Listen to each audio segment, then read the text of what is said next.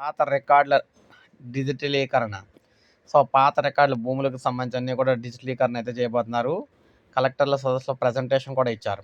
ఆంధ్రప్రదేశ్‌లో రెవెన్యూ పాత రికార్డులన్నీ కూడా డిజిటలీకరిస్తున్నారన్నమాట. ఆ తర్వాత ఏఐ ఆధారంగా విశ్లేషించి భూ సమస్యలకు త్వరగా పరిష్కార మార్గాలు చూపాలనే యోచన ఉంది.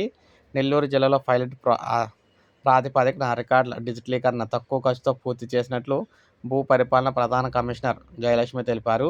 కొత్త కలెక్టర్ల సదస్సులో ఆమె రెవెన్యూ అంశాలపై ప్రజెంటేషన్ ఇచ్చారన్నమాట.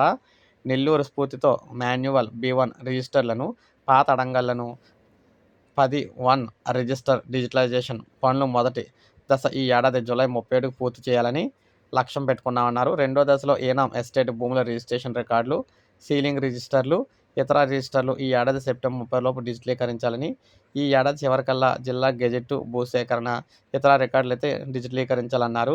ప్రభుత్వ భూముల రికార్డుల భద్రత కోసం వాటిని భవిష్యత్తులో తారుమారు చేయడానికి వీలు లేకుండా తొలిసారిగా అత్యాధునిక బ్లాక్ చైన్ టెక్నాలజీ తీసుకొస్తుందని, బెంగళూరు ఎన్ఐసి సహకారంతో 5 గ్రామాల్లో దీన్ని ప్రయోగాత్మకంగా అమలు చేశామన్నారు.